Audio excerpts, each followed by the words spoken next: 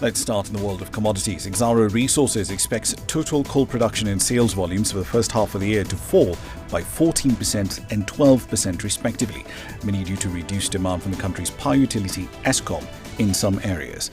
The company says domestic thermal coal sales are expected to fall by 54% based on the diversion of domestic sales into export markets.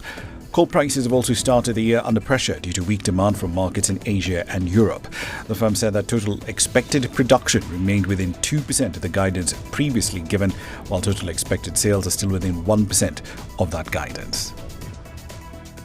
Another day and another tech firm is in hot water in the European Union. This time, the bloc is accusing Microsoft of breaching antitrust rules with what it's describing as quote-unquote abusive bundling of its Teams and Office products. Now, Microsoft did take preemptive steps to unbundle Teams from Microsoft 365, but the Commission said in its Tuesday statement that the changes were insufficient to address their concerns.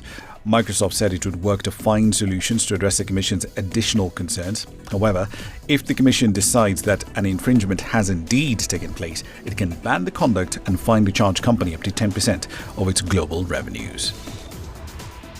Shares in the plane maker Airbus fell by close to 12% after the company said it was cutting its targets for the year, and that includes both aircraft deliveries and earnings.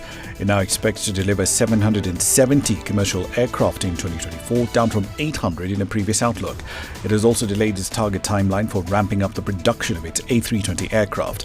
Adjusted earnings before interest and taxes are now expected to be around $5.9 billion, down from a prior estimate of between $7 and $7.5 billion. These guidance cuts are partly linked to supply chain issues in its commercial aircraft business and additional costs in its space systems division.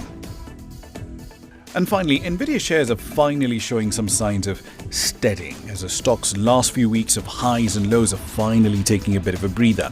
After a $430 billion sell-off sent traders looking for signals as to where the bottom could be, the stock went up by as much as 3.5% in pre-market trading on Tuesday.